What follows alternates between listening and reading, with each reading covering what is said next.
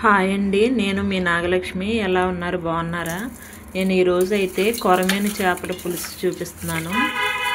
ఇదిగోండి, మొదటి నుంచి వీడియో చూసేసేయండి. వీడియో నచ్చితే లైక్ చేసి షేర్ చేయండి. ఫస్ట్ చేప ముక్కల్ని నీట్గా ఉప్పు పసుపు వేసి నీట్గా కడుక్కోవాలి. వాళ్ళు చేసినా కానీ వాళ్ళు ఎలా చేస్తారో తెలియదు కదా. మొత్తం నీట్గా ఈ విధంగా కడుక్కోవాలి. కడుక్కున్న తర్వాత ఏమేం కావాలో చూపిస్తాను.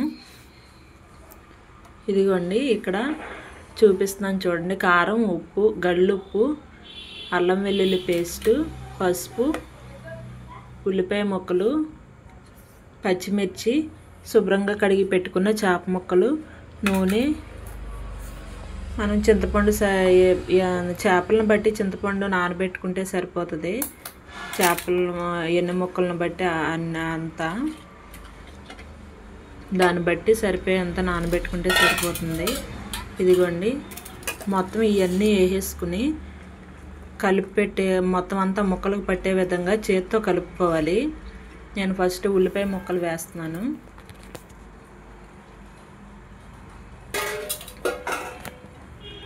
అంతకుముందు కూడా పెట్టాను కానీ ఇంత క్లియర్గా కనిపించినట్లేదు. నేను షార్ట్ వీడియో ఒకటి పెట్టాను అంతే.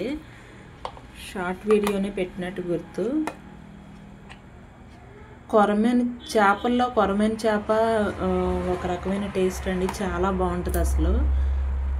అది చాలా నల్లగా ఉంటుందని కానీ అది నీట్గా చేసుకుంటే చాలా టేస్ట్ ఉంటుంది అసలు. ఆ కొరమేను చేపకున్న టేస్టే వేరు.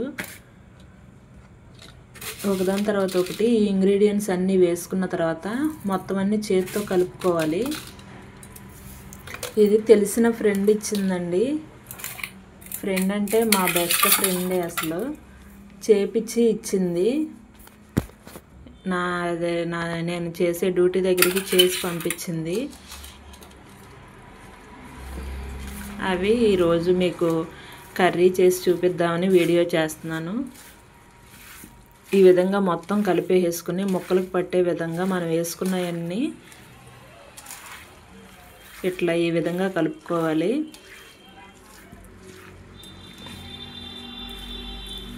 ఇట్లా కలుపుకున్న తర్వాత కొంచెం వాటర్ పోసుకోవాలండి.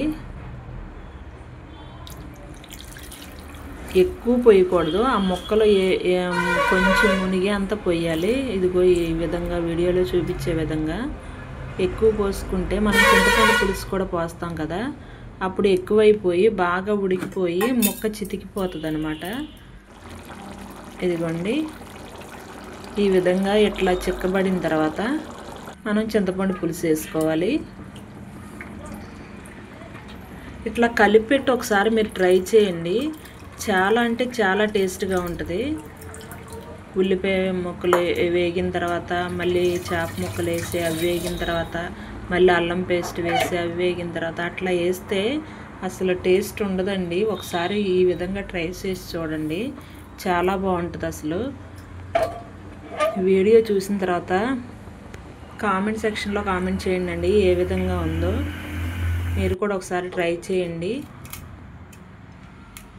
ఇదిగోండి, రైస్లో కూడా వేడివేడి అన్నంలో ఈ చేపల పులుసు వేసుకుని మీకు తిని చూపిస్తున్నాను. చాలా బాగా వచ్చింది టేస్ట్ అయితే. ఉప్పు అన్నీ సరిపోయినాయి కరెక్ట్గా. వీడియో నచ్చితే లైక్ చేసి షేర్ చేయండి ఫ్రెండ్స్. సబ్స్క్రైబ్ చేసుకోవడం మర్చిపోవద్దు. ఇంతేనండి ఈరోజు వీడియో. ఓకే అండి, బాయ్ ఫ్రెండ్స్.